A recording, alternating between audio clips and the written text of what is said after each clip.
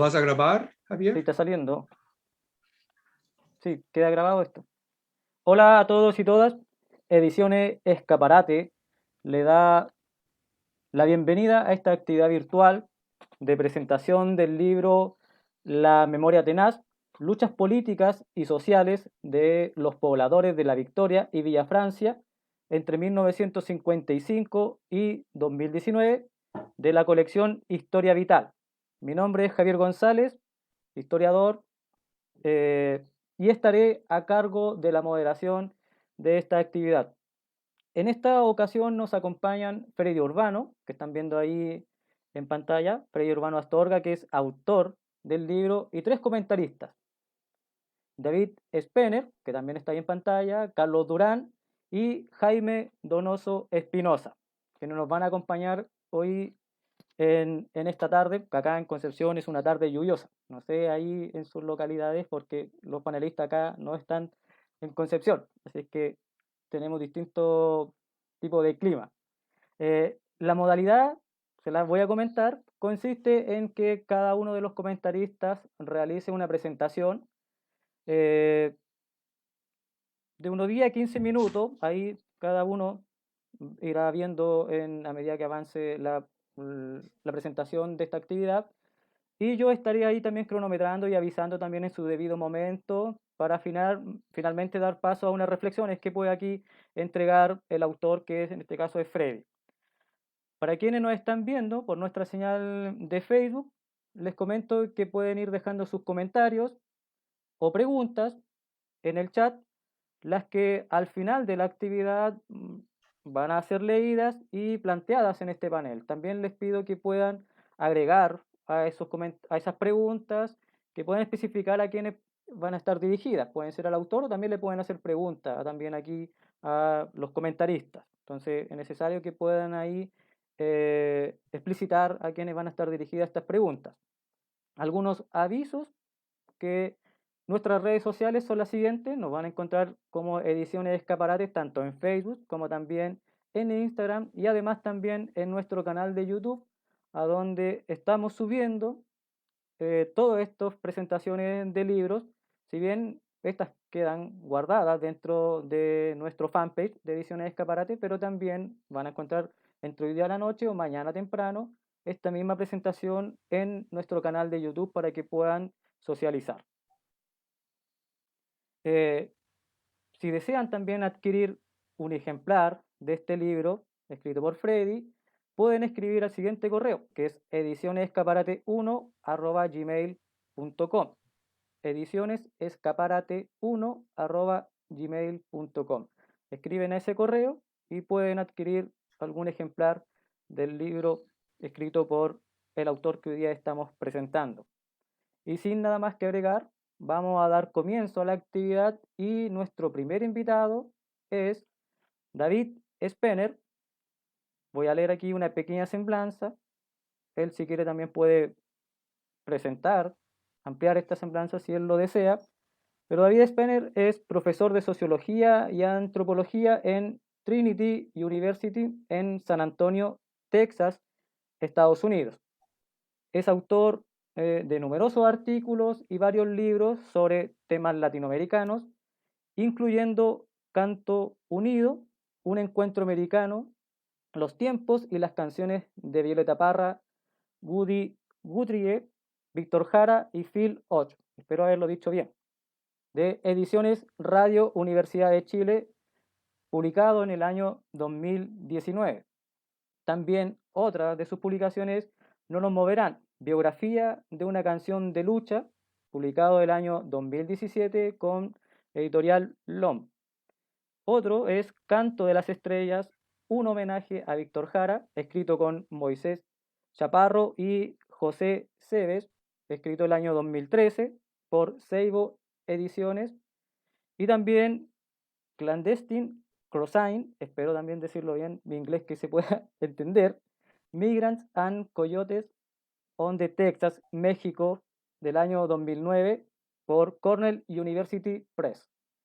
Además, como trovador, Spener se ha presentado en festivales en Estados Unidos y en varios escenarios de Chile. Entonces dejamos con ustedes para que pueda hacer su comentario a David Spener. Gracias. Es un placer estar aquí con Freddy y los demás compañeros y los que están en el auditorio, en el público en este momento en Facebook. Antes que nada, quisiera felicitar al doctor Urbano por lograr publicar las historias inéditas de dos de las más emblemáticas y aguerridas poblaciones de Santiago que conllevan lecciones importantes para todo el país. No tengo mucho conocimiento directo sobre estas dos poblaciones, pero veo que hay muchas similitudes entre ellas y otras poblaciones que sí he conocido en persona, que son Huamachuco en Renca, Herminda de la Victoria en Cerro Navia y la Angela Davis en Recoleta. Las historias de lucha, de represión y de supervivencia que el autor relata de sus entrevistas en La Victoria y en Vía Francia me recuerdan de las historias que tuve la suerte de escuchar de otros pobladores y activistas en mis estudios sobre el canto y la memoria colectiva de la resistencia a la dictadura en Chile en los 70 y los 80 del siglo pasado. El libro también me hizo pensar en dos excelentes películas, no son documentales, que han estrenado en Chile sobre las vidas de los pobladores. Una es bastante famosa, Machuca, y la otra es Cabros de Mierda, y la segunda de estas siendo un drama sobre una mujer que vive precisamente en La Victoria a principios de los 80. Debemos felicitarle al doctor Urbano por la excepcionalmente fluida integración de las historias comunitarias de estas dos poblaciones con la historia política del país, profundizando nuestro conocimiento de cómo la relación entre lo local y lo nacional iba cambiándose según los vaivenes de la alternancia de poder político, documentando lo vivido en las poblaciones durante varias épocas dramáticamente distintas, comenzando con la administración democristiana de Frei, pasando por la coalición izquierdista de Allende, a la autocrática y violentamente represiva dictadura pinochetista y el periodo postdictadura de la Concertación. Además, y es un elemento clave en su análisis, doctor Urbano resalta los variados roles que han jugado los partidos políticos, las organizaciones revolucionarias, las ONGs, las sectas religiosas y las dependencias gubernamentales de la Concertación en el desenvolvimiento de la vida cotidiana de las poblaciones y cómo los proyectos de estos entes a veces se entrelazan y en otras ocasiones entran en abiertos conflictos. Como mis propios trabajos me he enfocado en la conservación de la memoria colectiva a través de rituales y expresiones culturales, como en los homenajes anuales a Violeta Parra en Cementerio General, o las velatones en honor a Guerrero Latino y Parada en el ex frontis del Colegio Latinoamericano en Providencia, me llamó la atención especialmente cómo Urbano logra documentar las actividades realizadas tanto en La Victoria como en Vía Francia para garantizar la transmisión de la memoria de los acontecimientos claves de sus historias respectivas a las generaciones actuales. Tales actividades son esenciales para mantener las identidades de estas dos poblaciones como bastiones de resistencia a la represión y la imposición autoritaria del nuevo modelo neoliberal por la dictadura cívico-militar y luego por los gobiernos de la Concertación. Y quisiera resaltar que tenemos en nuestras manos un ejemplo de una historiografía novedosa y además sociológica, pues Urbano relata las historias de estas dos poblaciones, asegurando que queden grabados para la historia y que las historias que relata abarcan a la vez los esfuerzos que los pobladores mismos hacen a su manera para conservar lo que consideran los elementos fundamentales de su propia historia. No sorprende que en mi lectura del libro, dicho sea de paso, está muy bien escrito y sustentado en las teorías y análisis más importantes en la sociología de la memoria colectiva, tales como de Halbwachs, Ricoeur y Gelin. Lo que más me ha llamado la atención son las celebraciones del aniversario de la fundación de La Victoria como población y la conmemoración del Día del Joven Combatiente en Villa Francia. En ambos casos, Urbano describe la importancia que han cobrado las expresiones culturales, sean de poetas, de músicos o de muralistas, en el rescate no solo de la historia de estos dos lugares, sino en el refortalecimiento y la afirmación de las identidades sociales, culturales y políticas de sus habitantes. Finalmente, en este sentido, es inspirador que en estos actos de memoria parecen estar participando muchos jóvenes, con sus propios estilos generacionales de hacer poesía y música, con un contenido de crítica cultural y la reivindicación de sus identidades y derechos como jóvenes pobladores, pero también resucitando las formas y estilos de expresión de las previas generaciones, destacándose entre ellos especialmente el muralismo social y político que aparece en varias fotografías en el libro. Concluyo mis comentarios por volver a felicitar al autor por este logro y además agradecerle haber invertido sus formidables talentos y energías en esta tarea loable y esencial de rescatar las historias vividas en la tierra por algunos de los más victimizados y a la vez más valientes y combativos miembros de la sociedad chilena. Esos son mis comentarios y espero poder participar en el diálogo con el autor y con los miembros del público y los otros comentaristas en el periodo de preguntas y comentarios. Muchas gracias, David. Como dice él, aquí hay comentarios, la idea es que también pueden ir haciendo preguntas a medida que vamos avanzando en la actividad y al final vamos a generar un diálogo entre los que estamos acá y también las personas que están viéndonos a través del fanpage, que vayan dejando sus preguntas y que vamos a plantearla en este panel al final de la actividad. Ahora vamos con el siguiente comentarista, que es Carlos Durán Migliardi. Él es doctor en Ciencias Sociales de Flaxo, México, sociólogo y licenciado en Historia, investigador del Centro de Investigaciones en Ciencias Sociales y Juventud de la Universidad Católica Silva Enríquez y también profesor de distintas universidades, tales como la Universidad Alberto Hurtado y también la Universidad Diego Portales. Se dedica al estudio del proceso político reciente desde la perspectiva del análisis del discurso y entre sus últimas publicaciones se encuentran La nueva acción universitaria y el origen de Revolución Democrática, trayectorias de la centroizquierda estudiantil de la Universidad Católica de Chile entre los años 2008-2012, publicado en Revista Izquierda, y también otro escrito que es La derecha y el abordaje discursivo del malestar social durante el primer gobierno de Sebastián Piñera, que es de 2010 a 2014, publicado en Revista de Historia y Geografía. Finalmente, también otro de los textos que ha escrito es Metáfora y discurso político, el caso de la retroexcavadora, Chile, 2014-2017, publicado en Logos, Revista de Lingüística, Filosofía y Literatura. Dejamos entonces con ustedes también acá a Carlos Durán para que pueda hacer el comentario sobre el texto de Freire. ¿Tiene el micrófono apagado, parece? Carlos. Bien, ahora sí, perdón, se escucha, ¿cierto? Sí. Muchas gracias, Javier, por la presentación. A propósito de estas conversaciones sobre la memoria y el mundo de los pobladores, se da una tremenda casualidad en esta conversación. Recién David hizo referencia a dos lugares, que son la población en Minda de la Victoria, que se ubica en la comuna de Cerro Navia, y la población Huamachuco, de la comuna de Renca, que fueron dos lugares en los que yo viví, entre las décadas de los 80 y la década de los 90. Una curiosa casualidad, digamos, y una curiosa relación con David, a quien recién tengo el gusto de conocer.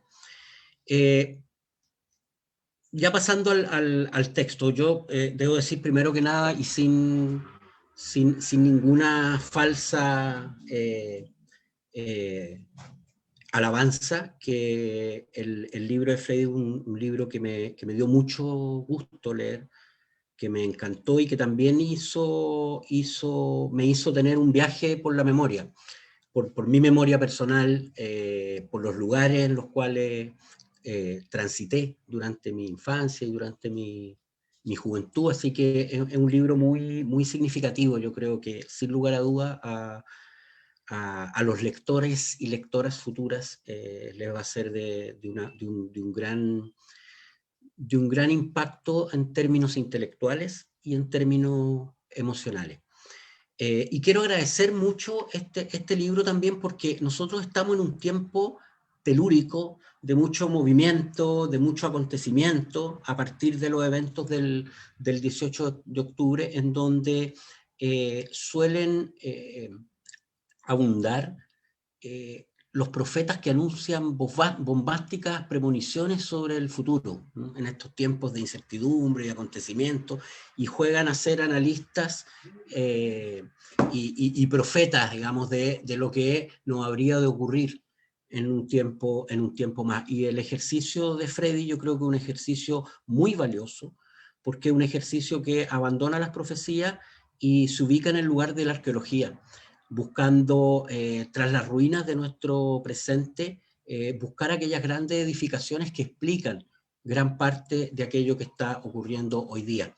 Hay un sentido historiográfico no solo desde el punto de vista de la disciplina, ¿sí? del rastreo del pasado, sino que hay un ejercicio que yo valoro mucho de reivindicación del lugar de la historia en la explicación de nuestro tiempo presente o en la comprensión de nuestro presente. Creo que ese es un primer valor muy central, que nos muestra además que la historia no solo tiene que ver con el pasado, sino que también tiene que ver con el presente y sobre todo con el futuro. Ya no como profecía, sino como ese ejercicio porfiado de ir a buscar atrás, de ir a buscar en las trayectorias, de ir a buscar en el pasado la explicación respecto a nuestro tiempo presente. Yo quisiera hacer algunos comentarios sobre este libro, referido a ciertas lecciones o ciertas enseñanzas que este libro nos deja para nuestra comprensión respecto a lo político en general. Y quiero partir con una cita que hay en alguna página por ahí escondida de este libro, que refiere a algo que acontece en la Villa Francia. Dice Freddy, me voy a permitir citar: al finalizar la década del 2000, un grupo de estudiantes universitarios promueven un encuentro con la brigada muralista CAR, Conciencia de Acción Revolucionaria, organizaciones sociales y los padres de los hermanos Vergara para impulsar un trabajo de restauración de los murales más antiguos de Villa Francia. Esta es una actividad que se enmarcaba en los 25 años de la muerte de Rafael y Eduardo Vergara.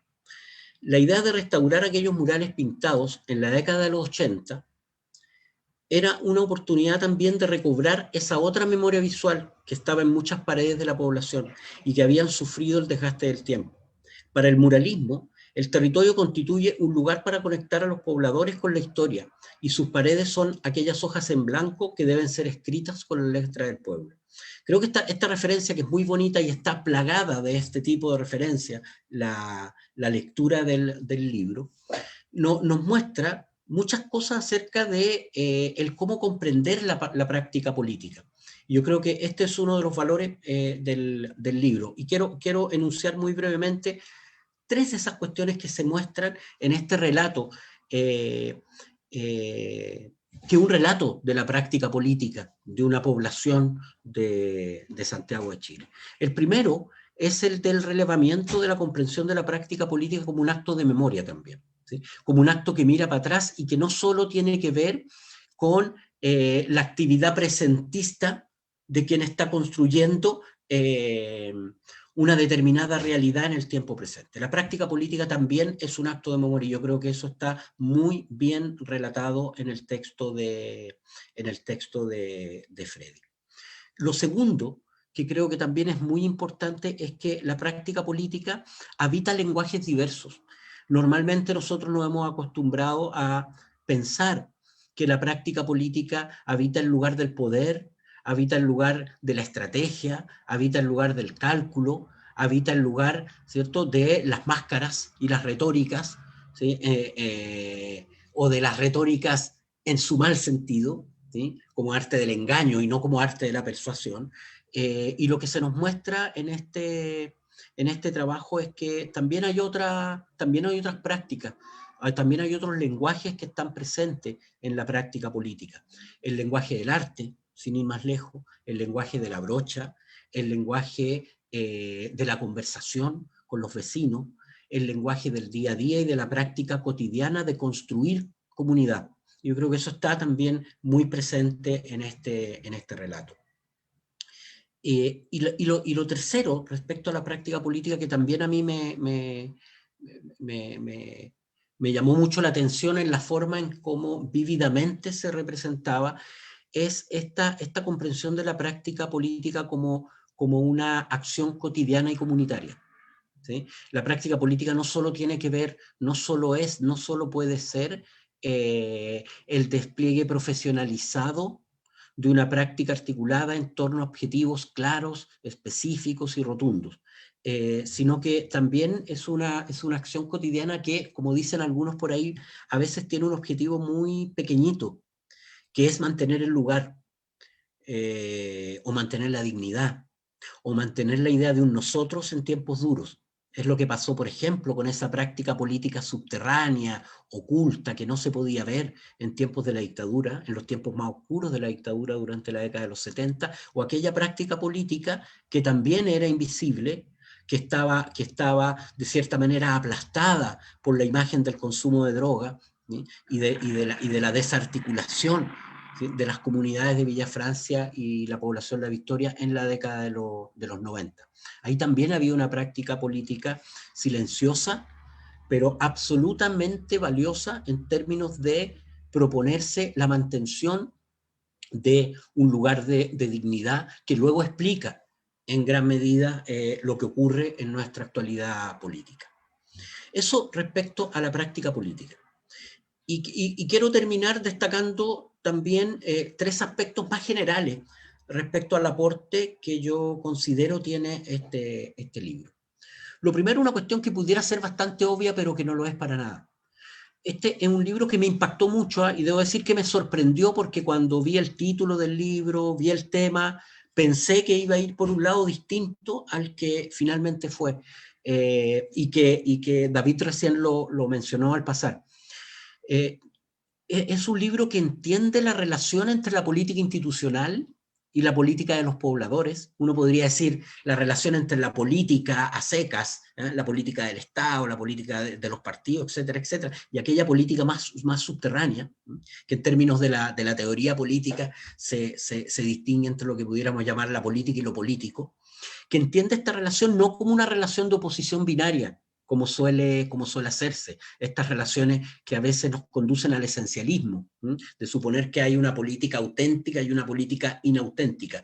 Este libro está marcado por muchos momentos en donde al mismo tiempo que se muestra la diferencia específica que existe entre la política institucional y la otra política, se muestran muy recurrentemente las articulaciones permanentes entre ambos lugares. Solo quiero destacar dos momentos. La articulación, por ejemplo, que se da entre este espacio político institucional y la otra esfera de lo político en la coyuntura de la toma de la Victoria, en donde militantes políticos orgánicos toman una decisión, ¿cierto?, de incorporarse en la lucha de los pobladores en el 57. Y el otro gran momento es el momento de la Unidad Popular. Hay algunos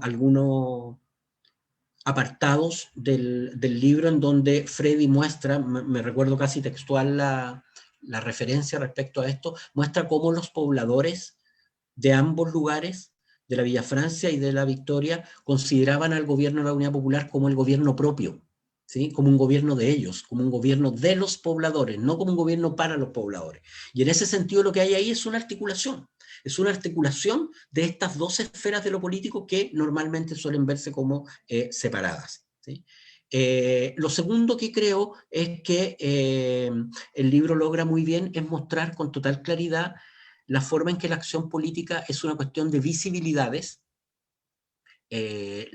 la toma, el momento de construcción de la Villa Francia, ¿sí? El momento de protagonismo de los pobladores, las protestas en la década de los 80, pero también es un momento de invisibilidades. Y esos momentos de invisibilidades donde los pobladores no se ven, durante la fase más cruda de la dictadura, por ejemplo, durante la fase más dura de la década de los 90, son invisibilidades que están, sin embargo, mostrando cosas que están ocurriendo y que son fundamentales. Los momentos de invisibilidad son momentos que explican también los momentos de visibilidad. Y esto es súper importante porque nos permite entender que la generación espontánea no existe. ¿Sí? Que como dice después en una cita que yo voy a recordar de Freddy, los chilenos nos despiertan. ¿Sí? No es que estaban dormidos, invisibles en una cosa y de repente se acordaron que existe lo público.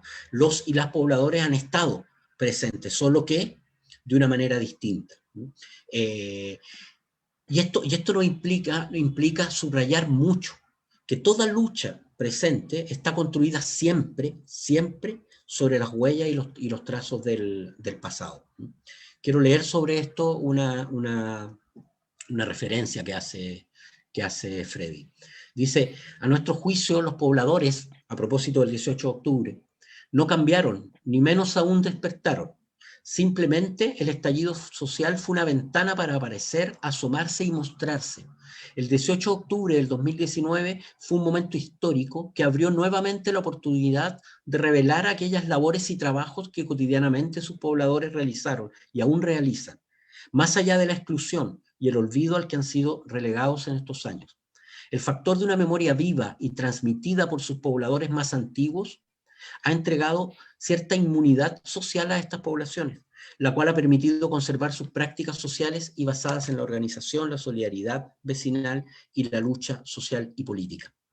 Creo que esa frase que está en la introducción al texto muestra muy bien, y el libro retrata muy bien esta idea de que los momentos en los cuales los y las pobladoras de la Villa Francia y la Victoria no se vieron como actores políticos, no eran momentos de ausencia, sino que de pura invisibilidad, ¿cierto? Y habiendo estado ocurriendo muchas cosas durante esos contextos. Y la última cuestión que quiero destacar del libro es aquello que refiere al rol de las nuevas generaciones. Normalmente, y esto es una cuestión que me ha tocado mucho estar trabajando respecto a las nuevas organizaciones políticas, por ejemplo, que han surgido en el Chile actual, normalmente el rol de las generaciones se asocia mucho a la idea de la ruptura y la innovación. Esta idea de la nueva política que viene a irrumpir, o los jóvenes que vienen a desterrar a los viejos, etcétera, etcétera, siempre coloca el acento en la idea de la generación o de las nuevas generaciones políticas, de los jóvenes en política como innovadores que vienen a romper, que vienen a escribir una nueva historia.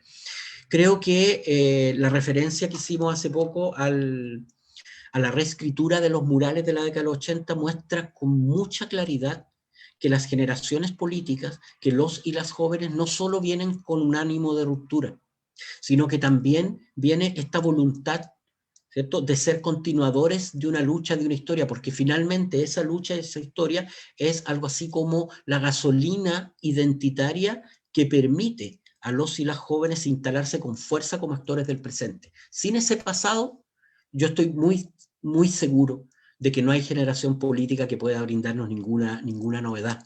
Hay una frase dicha muy al pasar respecto al rol que ocupaban, que ha ocupado durante todas estas décadas el Día del Joven Combatiente en la Villa Francia. Y una referencia al pasar y que me gusta mucho por la ausencia de la carga doctrinaria tradicional de las izquierdas respecto a estos temas, y que es esta idea de esta referencia textual que hace Freddy a jóvenes viendo a los hermanos Vergara como bacanes, como gente que da orgullo, ¿sí?, como héroe, ¿sí? Algo así como el futbolista que tenemos pegado, ¿cierto? Y que marca nuestra identidad en relación al fútbol, pero en este caso los jóvenes luchadores sociales, que si vivieran hoy día serían cincuentones, ¿sí?, estoy tratando de sacar la cuenta rápida, o sesentones, ¿sí?, serían viejos, ¿cierto?, pero que con orgullo jóvenes que no están muy articulados con la política, que no están politizados en el sentido tradicional de la palabra, ¿cierto? Colocan como una marca identitaria muy fuerte. Creo que ese tercer elemento respecto al rol de la generación está muy presente en el texto y creo que es un gran aporte. Quiero terminar, ya sé que me falta el tiempo, o sea, me está sobrando ya, faltando. Quiero terminar con trayendo para acá algunos nombres que no necesitan contexto y que están presentes en cada una de las páginas del libro.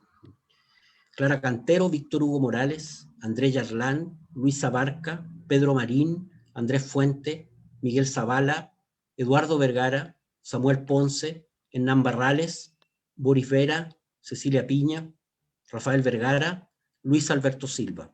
Todos estos nombres resuenan en cada una de las páginas de este libro. Muchas gracias. Gracias, Carlos, por tu comentario al libro de Freddy. Después vamos a estar ahí dialogando y conversando más en profundidad sobre este tema. Acá también dejaron una pregunta que la estamos dejando para el final. Y así también aprovecho de volver a reiterar de que las personas pueden dejar sus preguntas en el chat, que vamos a pasar a leerlas al final y las vamos a plantear acá en el panel a la persona que esté dirigida.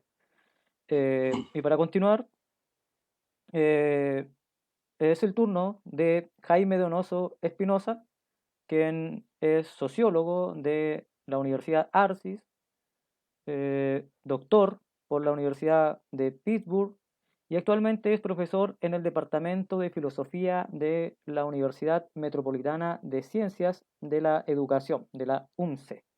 Así que es tu turno de poder comentar el texto de Freddy. Gracias, Javier. Bueno, antes que nada, agradecer a Freddy, ¿no?, esta invitación de un diálogo que de algún modo hemos mantenido hace un tiempo también, ¿no? Es de algún modo una forma de sistematizar una discusión que hemos tenido por un largo periodo, ¿no? Y también agradecer, ¿no?, a la editorial Escaparate, que viene haciendo un trabajo bastante importante, ¿no es cierto? Sobre todo lo que tiene que ver con el rescate precisamente de estas historias fragmentarias, ¿no es cierto?, militantes, que muchas veces no resuenan mucho, ¿no es cierto?, en el aparato más académico, ¿no? Y en ese sentido, digamos, es muy importante la existencia de esta editorial, ¿no? Entonces, un saludo al trabajo que ha hecho Miguel Pinto en ese sentido. Para referirme un poco a lo que voy a hacer, es de algún modo una advertencia, ¿no? Siempre la lectura tiene algo de traductor, ¿no? Tal vez muchas de las cosas que voy a decir no están muy apegadas al texto, pero es de algún modo lo que me gusta leer en el texto, lo que me gusta entender del texto, ¿no?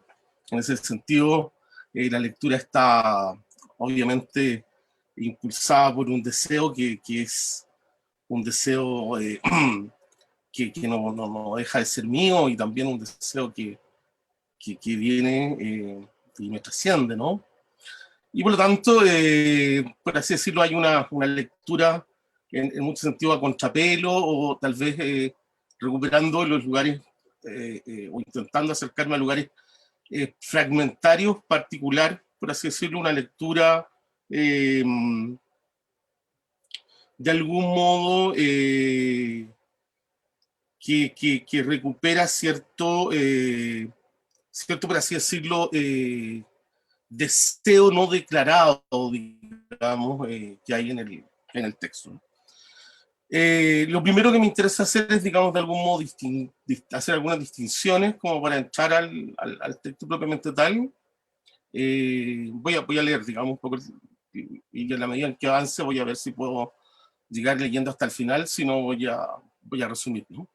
Pero hay una distinción sustantiva en el tratamiento de Freddy que hace en su trabajo, y está asignado por el reconocimiento de la memoria como dispositivo para rearticular la autenticidad territorial como proceso continuo de producción de la población, como estar en común. Y eso me interesa distinguirlo de lo que viene haciendo la llamada historia social o la historia desde abajo, ¿no? Es importante hacer esta distinción porque, como bien se puede leer en el transcurso narrativo del texto, no se trata de hacer una historia local en el que se recupere la voz del otro o de un subalterno. No existe tal cuestión en el texto.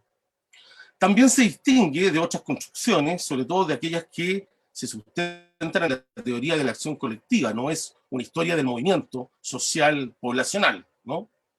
Esto porque lo que está en la base de la teoría tradicional de la acción colectiva es la idea del cálculo utilitario, ¿no es cierto? Así la acción colectiva es la suma de los intereses de los individuos particulares que se conciertan racionalmente para demarcar algo que de manera contingente es de interés común.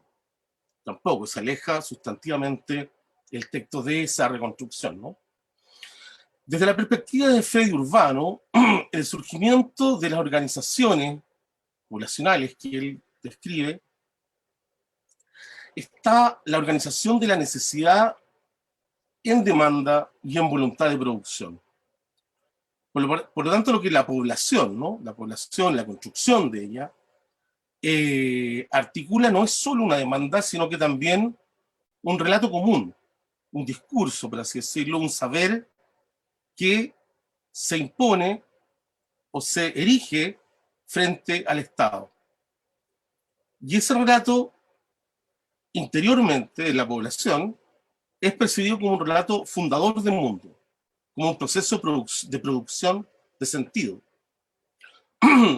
Se trata, como señala Freddy Urbano, de un actor social que surge por afuera de la escena nacional, por fuera del marco representacional de la política de partidos y sus formas de repartición del aparecer. En este sentido, un actor que desborda el marco de inscripción en el que se articulan las demandas políticos sociales. Si se quiere, un actor cuyas acciones se desarrollan a contrapelo de la legalidad formal. Es precisamente por esto que los gobiernos, como bien señala Urbano, desde Alessandro en adelante, se vieron obligados a implementar políticas ad hoc, ¿no?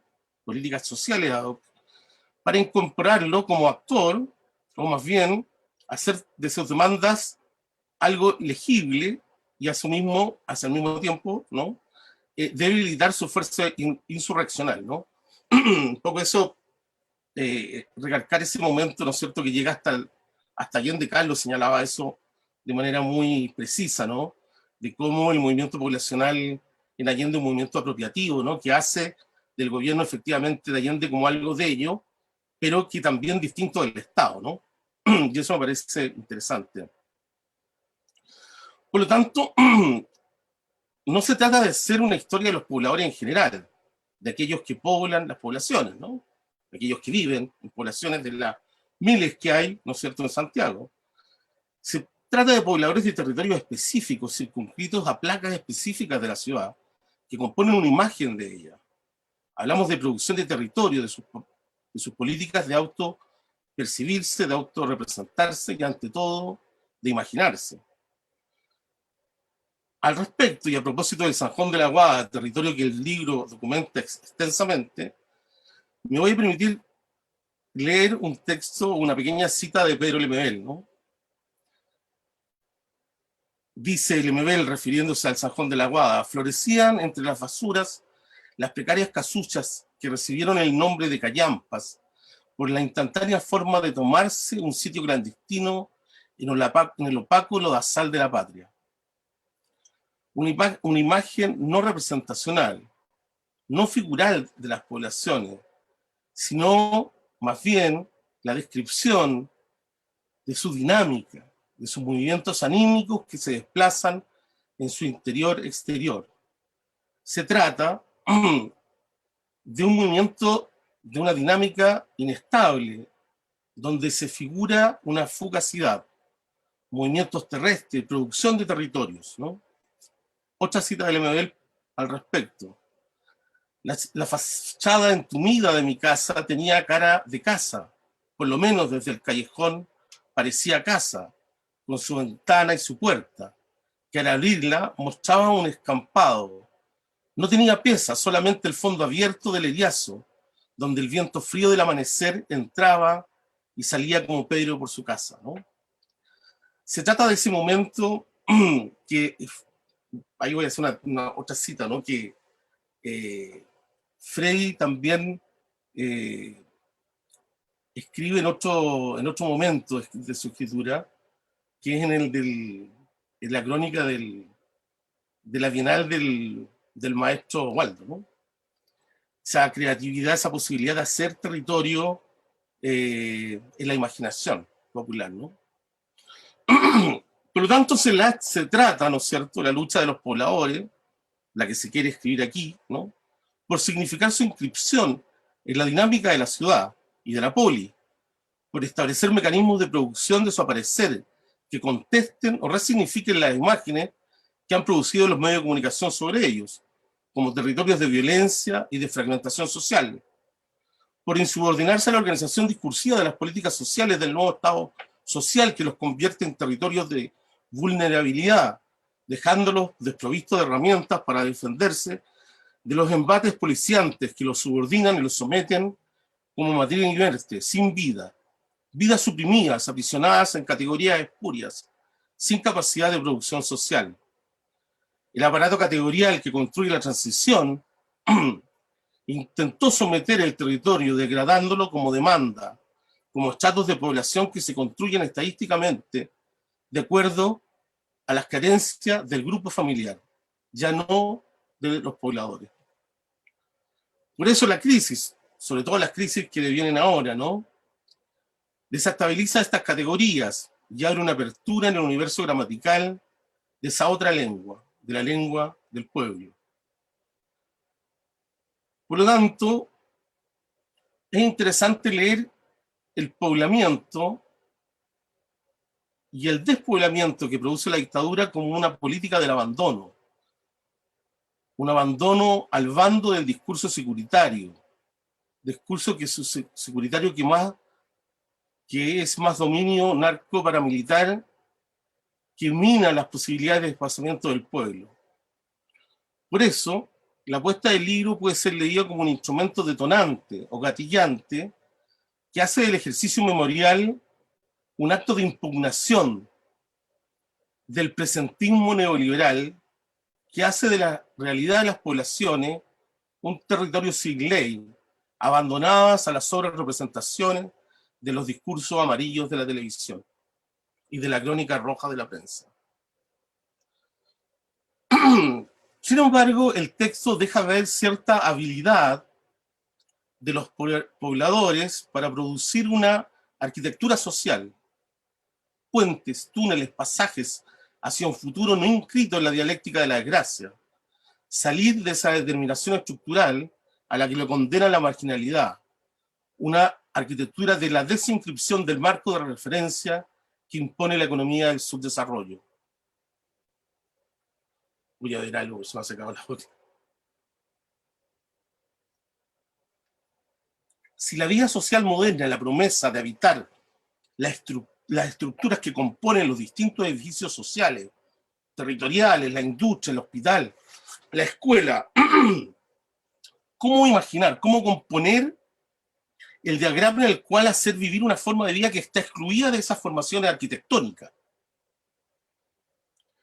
Es esa precisamente lo que las poblaciones marginales han logrado resolver, es decir, vivir por fuera de las edificaciones arquitectónicas modernas. La arquitectura de la población callampa es una arquitectura que se erige contra la modernidad, contra la edificación del estilo de vida moderno. Por eso Freire nos advierte que no hay ningún ambiente, territorio, que pueda ser plenamente poblado y controlado por el discurso de la modernización. Siempre hay algo que lo excede. La militancia poblacional se puede pensar, ¿no?, y en ese sentido ya voy a hacer hay una pequeña transición aquí en lo que quiero instalar, como una política que no actúa como obra, como producción. Es decir, como una acción que tiene como resultado el fortalecimiento de la soberanía estatal, sino que por el contrario, a lo que apuesta es al fortalecimiento de lo común como intelección política. Lo político o la política, y ahí vale la distinción que hace, tal vez me interesa remarcar el desacuerdo que tendría con Carlos. En la población, así como Freddy o me gusta leer lo que hace Freddy, es pensado como una inteligencia común de la que cualquiera puede asirse. En ese sentido, la militancia puede pensarse como cierto virtuosismo. Sabemos que desde Spinoza en adelante el virtuosismo es inseparable de la vida colectiva, el Estado, la vida común, el buen vivir. Aquí me parece fundamental, por ejemplo, rescatar la forma en que los partidos políticos se relacionaron con la población. Ya hay una distinción sustantiva, por ejemplo, con lo que fueron las guerrillas, ¿no? Las guerrillas del estilo Sendero Luminoso, las FARC, que intentan establecer un estado paralelo, ¿no? Respecto del cual la población tiene que decidir. La relación que establecieron los partidos de izquierda, el Partido Comunista, el Frente Patriótico, el Movimiento Lautaro respecto de la población fue siempre una relación, por así decirlo, de reciprocidad, de no invasión, ¿no?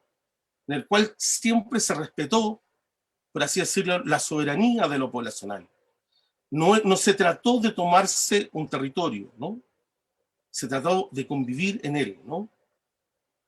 Y por lo tanto, la propia acción de la izquierda en las poblaciones comprendió que la acción poblacional no podía entenderse, y tal vez esta fue una comprensión más allá de las lecturas, digamos, edificantes que hacían los partidos políticos en sus comités centrales, siempre lo entendió como una acción antiestatal, ¿no es cierto? Algo que no podía ser apropiada, ¿no?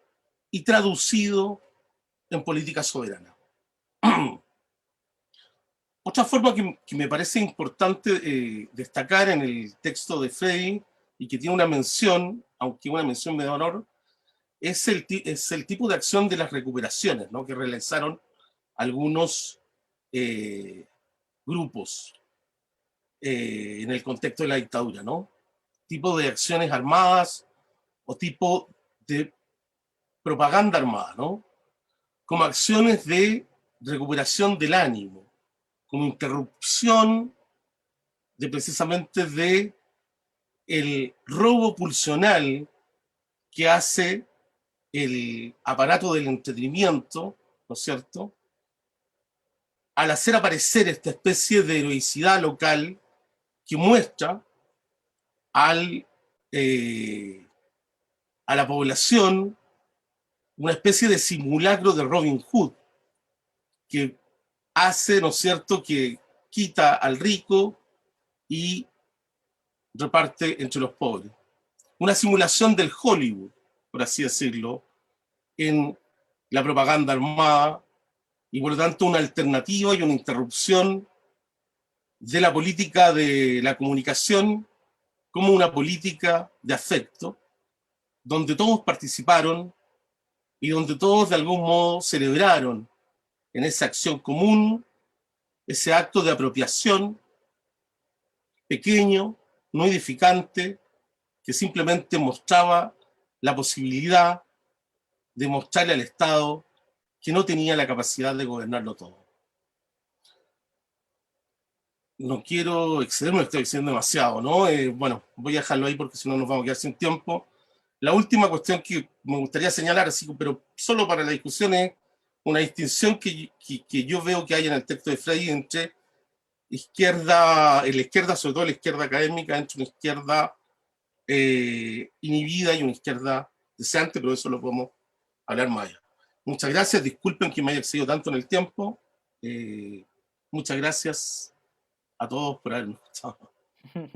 Gracias. Gracias, Jaime. No hay problema, sí. Te escribiste solamente un poco, así que no hay problema. Siempre están esos minutos ahí estipulados en en la actividad, en las presentaciones, así que no hay problema, Jaime.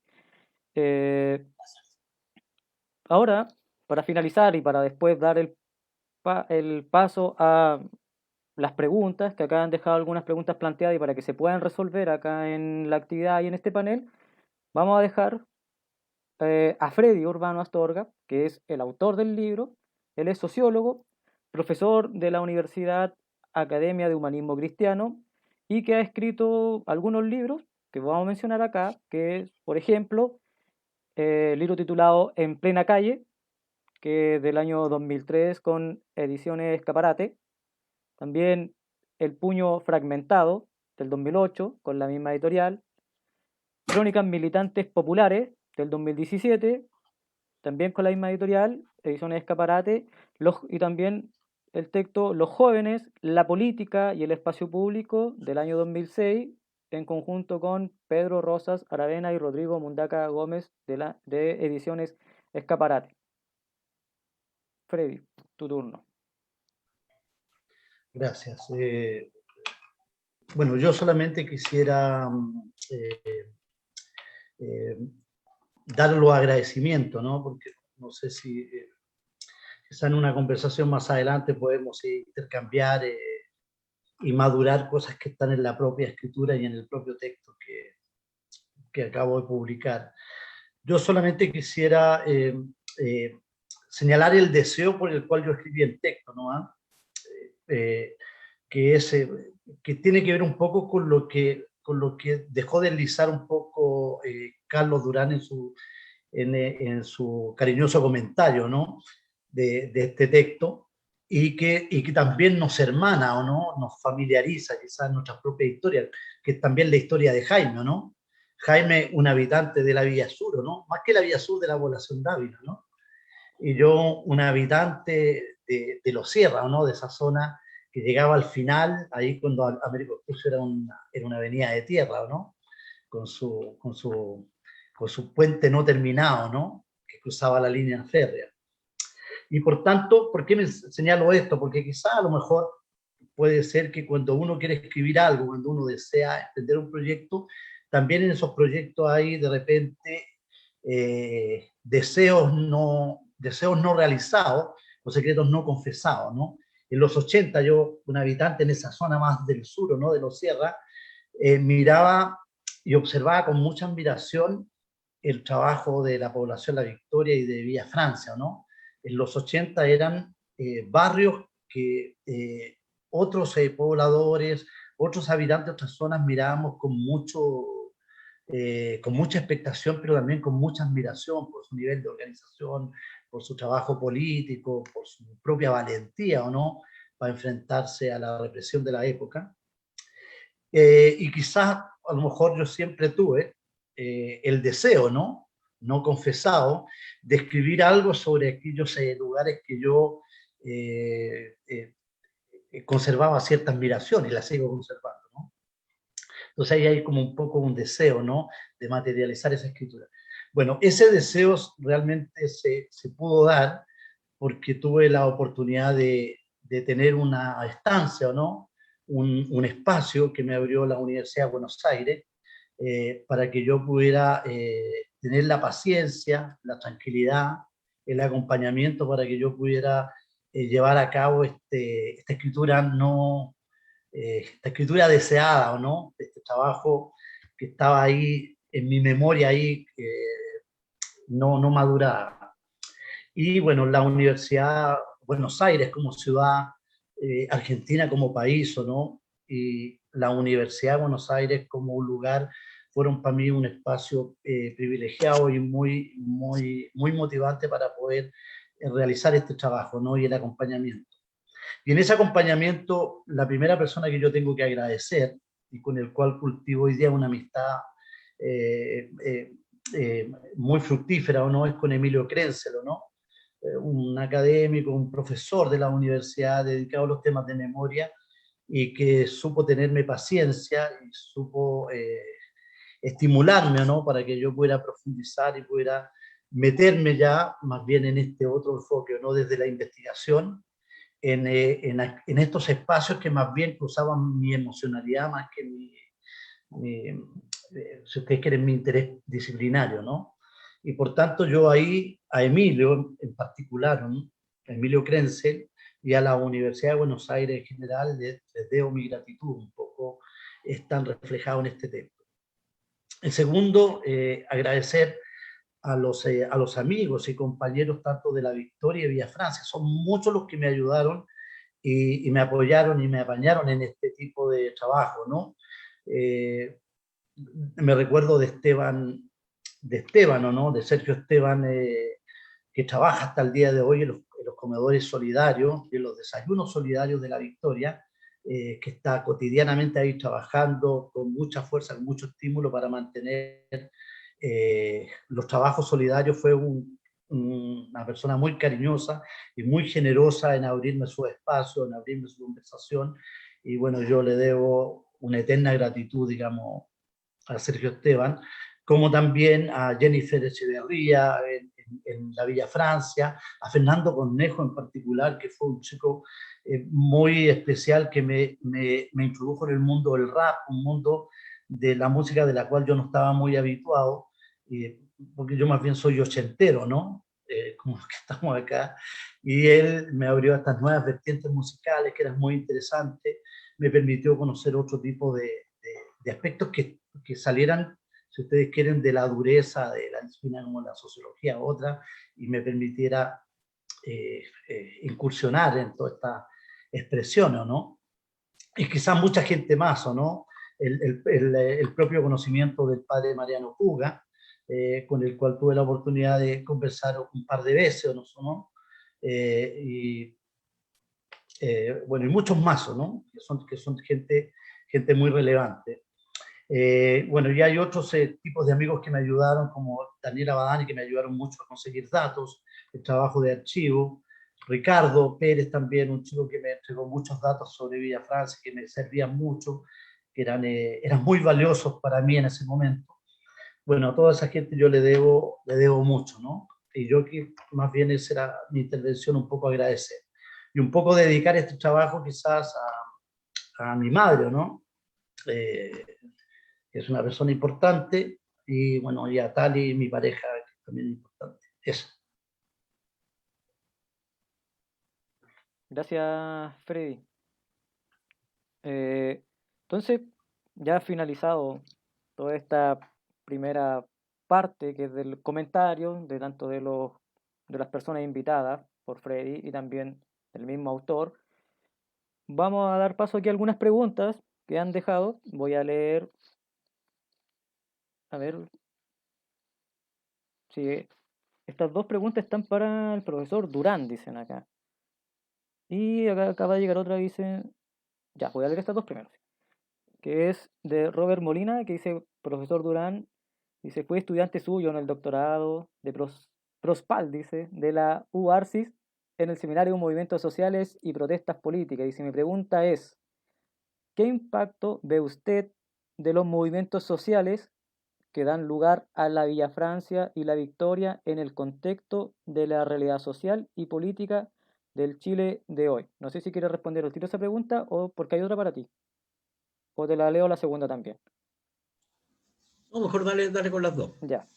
La otra es de Fernando Antonio Cofré Cerda, dice para el profesor Durán. ¿Cómo se habita esa diferencia entre la política y lo político como espacio de tensión y articulación entre la institucionalidad y la práctica comunitaria en el periodo actual, poniendo, dice, como antecedente la desconfianza que existe en las organizaciones político-populares de poblaciones como Villa Francia y La Victoria y La Bandera, también agrega, ante los procesos institucionales, lo que se evidencia en muchas de sus prácticas discursivas? Y hay una segunda preguntita también, dice, ¿y qué guías nos deja el libro de Freddy para comprender aquellas complejidades? Esas son las dos preguntitas que Ya. acaban de dejar para el profesor Durán.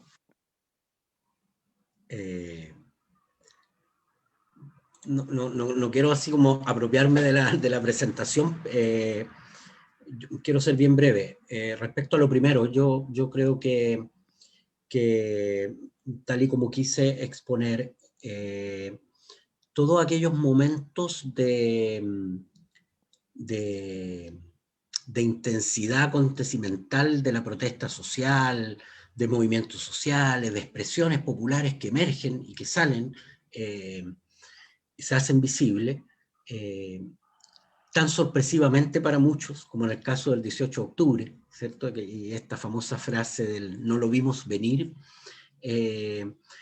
creo que ocultan el hecho de que todo aquello opera como dice el dicho, ¿sí? Como sobre hombros de gigante. Y esos hombros de gigante, ese pasado histórico que permite, ¿cierto? La irrupción. Yo creo que más allá del detalle, digámoslo así, el libro muestra muy claramente el hecho de que la historicidad juega un rol y de que la historicidad está presente, ¿cierto? Más allá de ciertas tentaciones de una post-historia mal entendida, ¿sí? o de una reivindicación de lo acontecimental mal entendido, porque yo reivindico también esas reflexiones que suponen que la historia se escribe desde cero siempre. Yo creo que más allá del detalle, es indudable que en las prácticas, y esto es un trabajo que se está comenzando a hacer de hecho, que en las prácticas y en las formas, desde la estética hasta las dinámicas organizativas que se comenzaron a expresar el 18 de octubre, hay mucho de pasado, ¿sí? Y específicamente de estos lugares, ¿sí? y de lo que fue, de lo que fueron las prácticas políticas visibles en distintos momentos de la historia. Y eso yo creo que es una cuestión que, bueno, que está siendo comenzada a estudiar, pero que a mi juicio es muy notoria. El libro termina antes del 18 de octubre, es un destiempo, pero un destiempo que tenemos que celebrar, porque justamente la historia al mismo tiempo que nos tira para atrás también nos da sorpresa. Y este 18 de octubre fue un 18 de octubre introspectivo que vino de cierta manera a construir el prólogo del libro. El libro es eso. Esa parte es el prólogo, digamos, esa parte no escrita del libro, pero que es una relación de continuidad paradojal, porque es un acontecimiento, pero que es una relación de continuidad con el mismo libro. Son las últimas páginas que se escribieron en la historia y no en el texto de Freddy. Sobre lo segundo, yo quiero escapar a la pregunta normativa respecto a cómo se vincula lo político institucional con esa otra política que está en las calles. Y simplemente destacar respecto al libro, que lo que nos muestra el libro, una cuestión que también quise destacar, que no hay una relación necesaria, ¿sí? Ni estable de vinculación entre los espacios de la política institucional y estos otros espacios de la política. No hay nada que en términos ontológicos determine una relación de oposición binaria necesaria entre ambos espacios, y la historia de estas dos poblaciones muestra que todas las relaciones posibles de pensar en el vínculo entre la política y lo político se han dado en distintos momentos de la historia, ¿no? Desde la separación más total y completa hasta la articulación y confusión más potente, sobre todo en los tiempos de la Unidad Popular, sobre todo en los tiempos de la vinculación de la cual son parte los partidos políticos en el momento originario de la población La Victoria, y también en las protestas populares de la década de los 80, digamos. Ahí hay un momento de articulación muy fuerte, y hay otros momentos de desafección, de separación. Yo creo que hoy día estamos viviendo en el 18 de octubre un momento de una intensa politización que viene de antes, ¿sí? De hecho hay muchos que lo vieron venir, digamos que se estaba generando una intensa politización, pero es una politización que en estos momentos, en esta coyuntura actual, adquiere la forma de una politización despartidizada, digámoslo así, o una politización que va a contrapelo del espacio institucional. Aunque ojo, aún así hay relaciones de articulación, hay relaciones de vinculación. Las calles de Plaza, que rodean Plaza Dignidad, las zonas de las poblaciones, incluso en la Villa Francia, se llenaron de carteles y alusiones al apruebo, por ejemplo. ¿Sí? Y ese momento electoral, que es un momento institucional por excelencia, es un momento cargado de pueblo. Es indudable aquello, ¿no? Lo cual no significa, obviamente, que es un momento en donde lo institucional, ¿cierto?, y estas otras expresiones políticas se funden en un gran abrazo. No, pero hay articulaciones, incluso en este momento de separación y de fractura tan intensa entre la dimensión institucional y la otra. Yo solo diría, esto no hay que pensarlo como una cuestión esencialista, de diferencias o de oposiciones binarias, ¿cierto?, escritas sobre mármol, sino que como dinámicas vivas, de articulación, de encuentro y desencuentro, y así es la política. Digamos. Quiero solo terminar diciendo, estas cuestiones, el texto de Freddy, a mi juicio, las expresan de modo muy, pero muy prístino. Y es probablemente la cuestión que más me apasionó del texto, digamos, porque hay cierto tipo de historia social que tiende a parapetarse, digamos, en este lugar de reivindicación de lo popular, pudiéramos decir, de esta otra política, versus esa política que está por fuera. Y Freddy muy claramente, en todo el libro, va mostrando que esa oposición binaria no opera en la práctica concreta de los procesos históricos. Gracias. Muchas gracias a ti, Carlos. Vamos a continuar con otra pregunta para Freddy, que dejaron planteada acá, que Pablo Mejías dice: Freddy, ¿alguna mención sobre el rol de la Iglesia Católica, quiero decir, en estas dos poblaciones? Esa es la pregunta que deja Pablo Mejías. Bueno, hay una tesis que yo construyo, digamos, en relación a la labor de la... Yo hablo a la labor de la fe, por usar un concepto más global, ¿no? Porque incorporo no solamente a la Iglesia Católica, sino a la Iglesia Protestante y algún otro tipo de práctica de la fe, ¿no? Pero en particular a la Iglesia Católica y a la Iglesia Evangélica, que cumplieron no solo un rol importante en la época de la dictadura, porque es relevante con la Fundación Pro Paso, ¿no?, que es el encuentro ecuménico entre la Iglesia Católica y la Iglesia Evangélica para la defensa de los derechos humanos posterior al golpe, ¿no?, que fue una institución cortita, pero muy importante, que después fue disuelta, ¿no? Y después emerge todo lo que es la Vicaría de la Solidaridad de la Iglesia Católica, pero también diversas corrientes evangélicas que fueron muy preponderantes en la labor de defensa de los derechos humanos y sobre todo de la defensa de los pobladores. Pero también en el origen de la victoria estaba la Iglesia Católica también, y convivía de alguna manera con las militancias, con las organizaciones que también participaron en todo el proceso de gestación, en el proceso de apoyo, de acompañamiento, ¿no? O sea, han habitado siempre, si ustedes quieren, estas prácticas de la fe en el acompañamiento a los procesos, a los estímulos que los propios pobladores van forjándose, entre ellos para, de alguna manera, conseguir y proseguir en sus desafíos y en sus proyectos.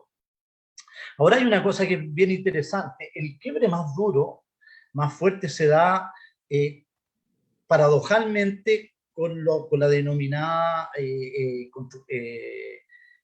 postdictadura, ¿no?, o transición a la democracia, porque lo que sucede ahí es que la Iglesia Católica, más la Iglesia Católica que la Iglesia Evangélica, en el caso de la Iglesia Católica, venía ya desde mediados de los 80 en una línea más conservadora y en una dirección del Vaticano fundamentalmente, de enmendar de alguna manera, o de que los curas que estaban en las poblaciones tuvieran un giro hacia, si ustedes quieren, a la práctica más eclesiástica, o no sé si es la palabra me indica, la práctica más catequística, y sacar de alguna manera a los curas de la labor más social y de trabajo a la pobreza. Eso en el año 90, 89, 91, queda claramente con la destinación hacia otro lugar de Pierre Dubois, ¿no?, que nos vuelve a la victoria, la destinación de Mariano Puga, que es enviado a Chiloé, ¿no? Bueno, y sucesivamente hay un rol de distribuir y de sacar de alguna manera a los sacerdotes de las poblaciones y tratar de insertar otro tipo de práctica de la fe con otro tipo de actores de la Iglesia Católica. En algunos casos resultó, en otros casos no resultó. En el caso de la Victoria,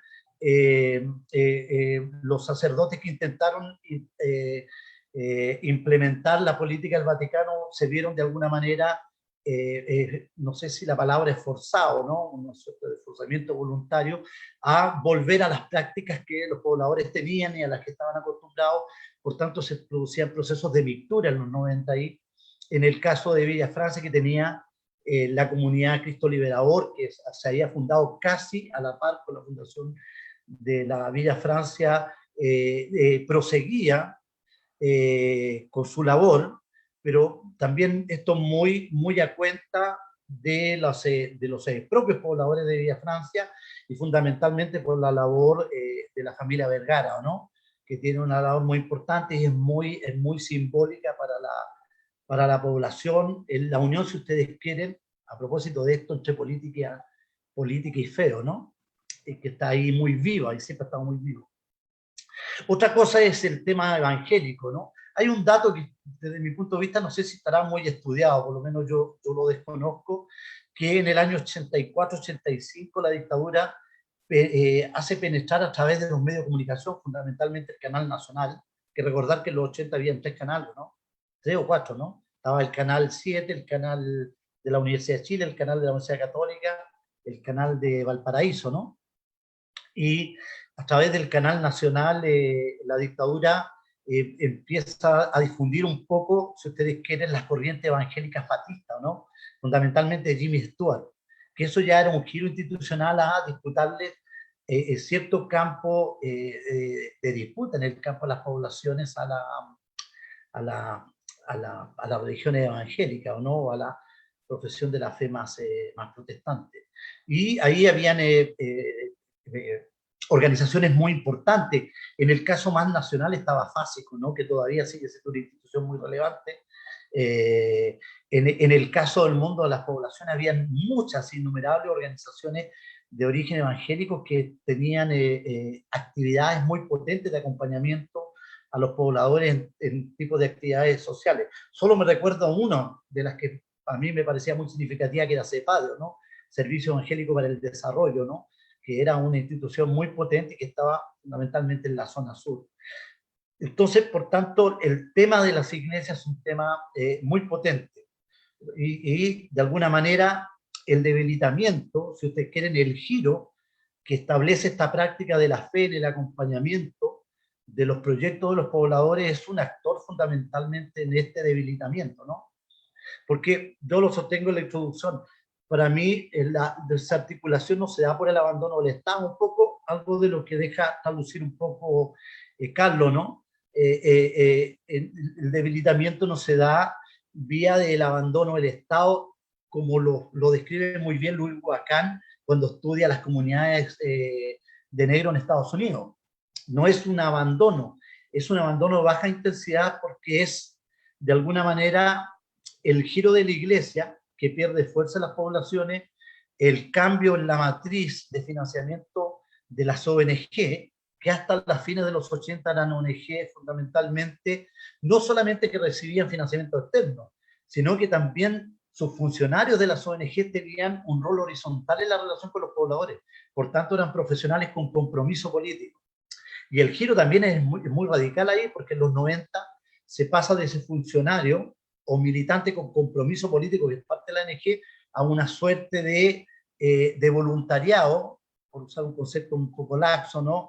Voluntariado anexado de alguna manera a los recursos del Estado, lo que es un poco el modelo Un Techo para Chile, lo que ustedes un poco van conociendo desde los 90 en adelante, ¿no? Que intenta más bien la ONG profesionalizar la intervención social, usar ese concepto duro, ¿no?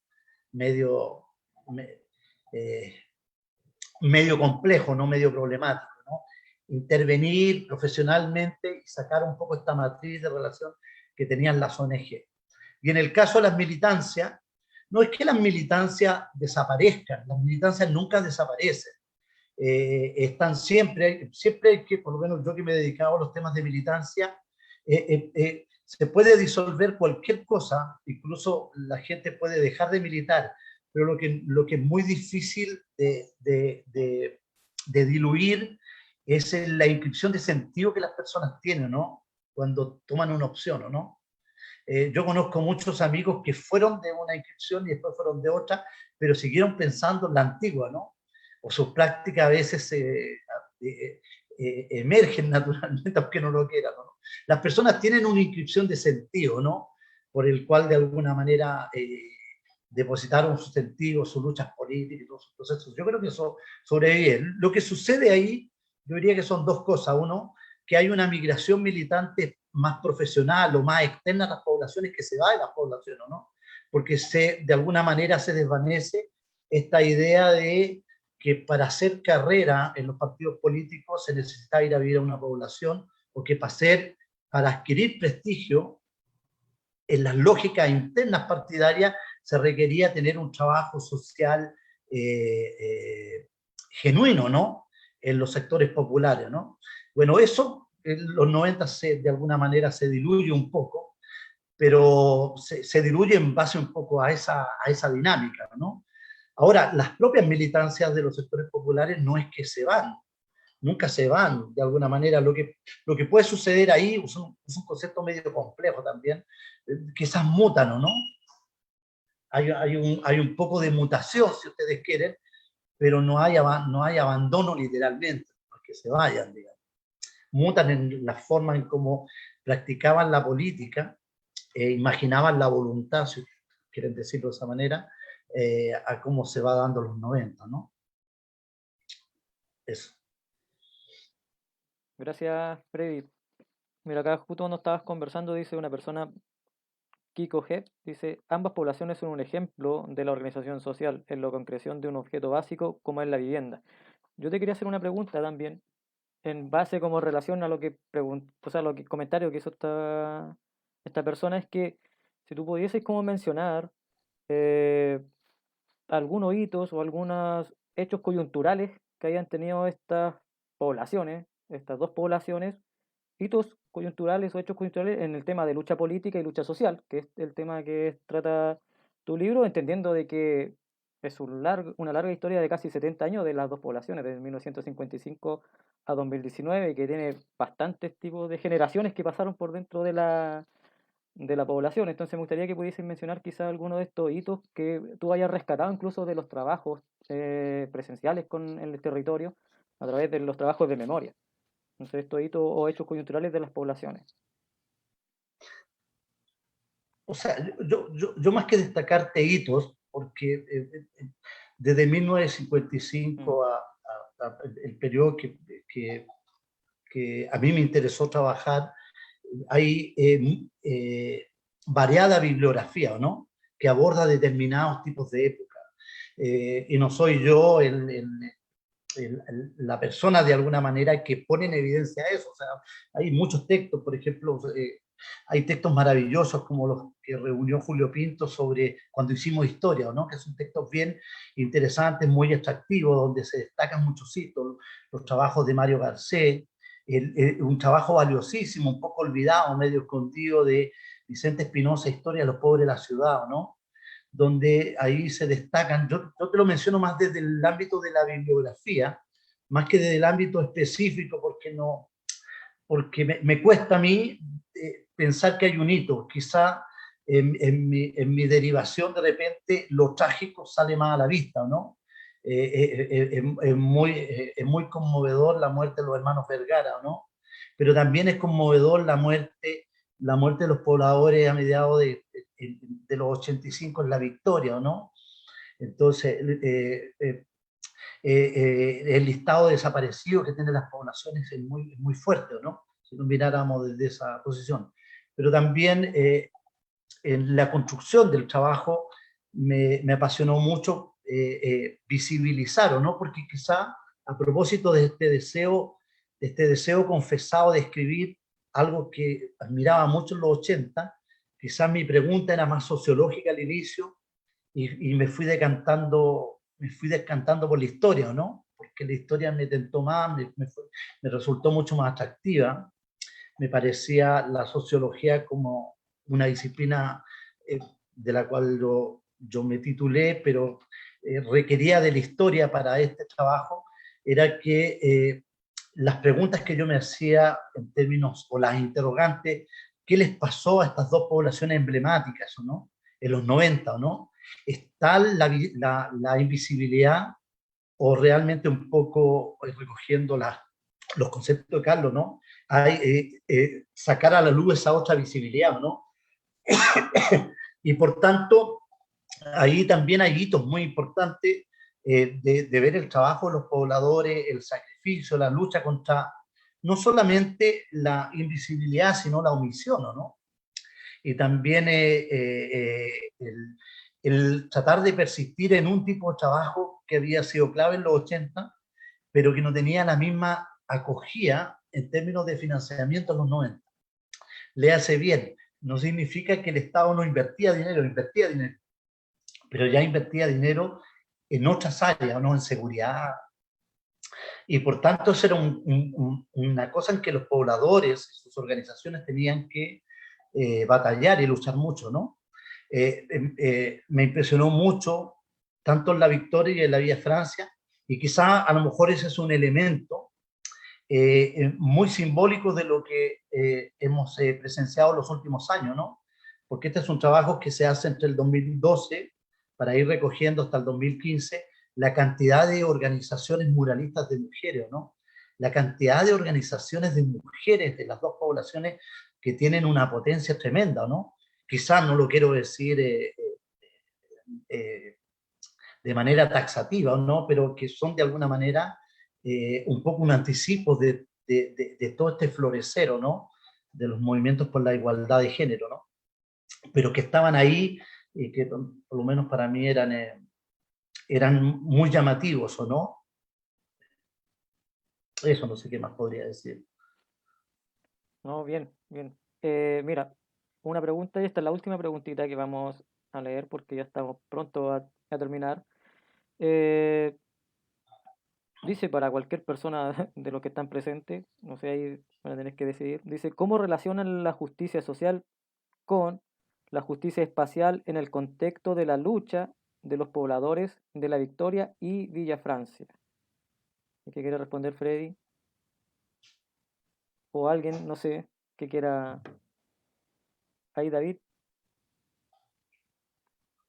Estaba levantando Bueno, la... aprovecho para plantear un punto para la discusión que está relacionado con lo que esta persona nos está preguntando, ¿no? Que tiene que ver con la movilidad espacial de la migración intrametropolitana en la región metropolitana de Santiago, ¿no?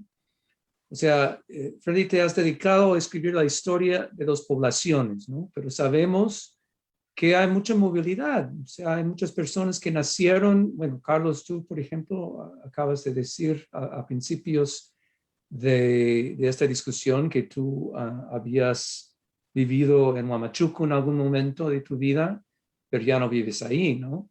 Entonces, que nacieron y fueron criadas en una población como la Victoria o Villa Francia y ahora están viviendo, no sé, o en Barrio Brasil o en la Florida o donde sea, ¿cómo abarcamos ese fenómeno en este tipo de historias, ¿no? O sea, que esa es una historia de la política en un determinado territorio, pero sabemos que las personas van y vienen, ¿no? Y esa es una pregunta que he tenido. Y es una pregunta que he tenido hace tiempo, o sea, no tiene que ver necesariamente directamente con tu trabajo, sino que en cuestiones políticas también, por ejemplo, en el viejo modelo de Paulo Freire para concientizar y alfabetizar, etcétera, tenía como un supuesto que la gente no se movía, ¿no? Que era de un determinado lugar, ¿no? Y que uno podía encontrarla en ese lugar y es ahí donde iban a vivir sus vidas. Es un punto. Y otro punto es que cuando una población deja de ser población y es simplemente un barrio de clase obrera, ¿no? Y no reificar el concepto de población, porque, bueno, o sea, cuando yo he ido a ciertas poblaciones, entre comillas, a mi forma de ver ya son barrios, ¿no? O sea, que tienen todos los servicios de luz, de drenaje, de calles pavimentadas, etcétera. No todos, pero muchos, ¿no? Entonces, esos son mis dos comentarios relacionados con la pregunta. ¿Algo que agregar ahí, Freddy, para ya ir finalizando? Mira, o sea, yo reflexionaría más en perspectiva histórica tu pregunta. En algún momento, acá en Chile, hace muchos años cuando yo estudiaba sociología, había leído un pequeño textito y vi un capítulo de un textito que se llamaba Las Dimensiones, sí, me recuerdo un libro, Las Dimensiones Actuales de la Sociología, que se llamaba, ¿no?, el texto, pero había ahí un capítulo de la Irene Agurto, ¿no?, una intelectual y socióloga histórica, y un poco iba leyendo ahí su texto sobre los 60, ¿no? Y eso me permitió en el inicio de este trabajo más, si ustedes quieren, mirado en perspectiva histórica, cómo se configuraron las poblaciones, porque el concepto de población no está referido a población como tal, ¿no? Sino está referido a un tema que era mucho más complejo en fines de los años 40, y yo diría en los primeros 5 de la década del 50, que tenía que ver con discusiones que se estaban dando en el ambiente universitario de Buenos Aires, fundamentalmente con Gino Germani, que apuntaban a los estudios de marginalidad, ¿no? Y que en el caso chileno habían sido introducidos por un cura que vino a fundar la carrera de sociología de la Universidad Católica, que era el Roger Beckman, que posteriormente, a propósito de lo que tú llamas de Paulo Freire, es el que se encarga del famoso proyecto de integración social del gobierno de Eduardo Frei Montalva, y en el cual en algún momento se toparon con Paulo Freire, que hubieron discrepancias ahí, no solamente religiosas, sino de concepción religiosa, sino también de la forma en cómo se abordaba el trabajo en los sectores populares. Lo que yo te podría indicar que ahí había un elemento interesante que lo menciona Jaime también en su presentación, a propósito de esta cita de Lemebel y de esta imagen de la idea de Callampa, ¿no? En los estudios tanto de Gino Germani, como en los trabajos que empieza a introducir Roger Beckman, hay un problema complejo, porque todos dan cuenta, y esto está en un trabajo maravilloso del historiador Armando Ramón, ¿no?, Poblamiento Informal, ¿no?, que de alguna manera da cuenta de los procesos de poblamiento informal que se van dando, según Armando Ramón, producto de que los gobiernos radicales, fundamentalmente el primero de Pedro Aguirre Cerda y el de Juan Antonio Río, de incentivar que llegaran mucho mundo del campesinado del sur y mucho mundo de los mineros desafectados por el salitre, llegaran a las grandes ciudades, atraídos de algún modo por el proyecto industrializador de los gobiernos radicales, y que pudieran de alguna manera entrar en la cadena de proletarización, ¿no? Entraran en la idea del sujeto proletario. Bueno, lo que sucede, y lo que de alguna manera dan cuenta estos autores, es que en los años 50, fines de los 40, de los 40, la mayoría de esa población no logra ser absorbida por este proyecto industrializador y empiezan a copar la periferia. Y en el debate, tanto los argentinos como en el debate de Roger Beckman y de su grupo dedicado a esa investigación, era que faltaba encontrarle un lenguaje, un concepto que alojara a esta población denominada por Armando Ramón como población informal. ¿Cuál era el concepto que podía alojarse, que podía que podía habitar ese sentido? Y de alguna manera el concepto de marginalidad, un poco en el diseño de Germani y un poco en la propia implementación de Beckman, tenía que ver que el margen no se pensaba como una categoría tal como nosotros la pensamos hoy día, sino la marginalidad más bien estaba pensada, esta es una lectura mía, la marginalidad más bien estaba pensada como aquello que no sabemos qué ponerle, ¿no? La marginalidad como el concepto que no sabemos qué alojarle como concepto, por decirlo de alguna manera. Aquí hay una población que se está colocando ahí, que está colocando callampa, que no tiene agua, que no tiene luz eléctrica, que se están instalando en el Sanjón del Agua en distintas zonas, pero todavía las ciencias sociales, en el caso de Chile en gestación, es un poco proveniente del debate de los argentinos, es decir, qué concepto le podemos colocar a ese sujeto que no pudo ingresar a la cadena de proletarización de la promesa de los gobiernos radicales de la industrialización, ¿no? Y que por tanto empezaron a dedicarse al comercio informal, a ser vendedores ambulantes, a recoger vidrios, ¿no? Para venderlos a las fábricas de jabones, y por tanto empezó toda una economía de la subsistencia. Todos esos elementos de alguna manera van a confluir en lo que en el 64 se llama el proyecto de integración social que lidera Roger Beckerman y que además después desencadena leyes, ¿no? Como la ley de junta de vecinos, la famosa Operación Sitio y un montón de elementos que estaban bajo este imaginario de saber cómo se les, de alguna manera, cuál era el concepto que se le alojaba, ¿no? Por eso que a mí me cuesta hablar de marginalidad e integración, que es el concepto que ellos usan, ¿no? Lo estoy reflexionando más en perspectiva histórica más que en perspectiva sociológica, ¿no? Para decir si la idea de la marginalidad versus integración, ¿o no? Que es lo que hoy día se usa en un lenguaje más sistémico, ¿no? Inclusión, exclusión, ¿o no? Cuando las personas están excluidas, cuando están incluidas, es distinto de hablar del margen y la integración, ¿no? Porque el margen y la integración estaba pensado en el proyecto de ellos sobre un sujeto que no conocían, que todavía no lo lograban estudiar muy bien, que no estaba muy bien definido, no sabían, por lo menos yo lo veo distinto, desde ahí, digamos. Gracias, Freddy. Interesante, sí. Con esto entonces estamos concluyendo la presentación del libro de Freddy, La memoria tenaz, luchas políticas. Una cosa chiquitita nomás. Sí, dale, no hay problema. Agradecer cortito nomás, agradecer ¿sí? a Carlos Durán por aceptar mi invitación, ¿o no? Y agradecerle, digamos, de todo corazón realmente, porque no habíamos tenido la oportunidad de cultivar una conversación quizá en esta dimensión, así que agradezco su aporte y sus cariñosos comentarios, ¿no? Bueno, a David, un abrazo, nos vamos a ver pronto, ¿no? Somos amigos igual que con Jaime, ¿no? Así que gracias a ellos. Disculpa, quería... No te preocupes, Freddy. Gracias. Está bien. Nosotros, a través de Escaparate, también agradecemos a Carlos, a ti, Freddy, a David, a Jaime, por estar acá hoy día en esta presentación, en el lanzamiento de tu libro, y que voy a reiterar también cómo la gente puede adquirir algún ejemplar de tu libro, que lo puede hacer escribiendo a edicionesescaparate1@gmail.com. Ahí escriben solamente y pueden adquirir alguno de tus ejemplares del texto que se llama La memoria tenaz, luchas políticas y sociales de los pobladores de La Victoria y Villa Francia entre 1955 y 2019.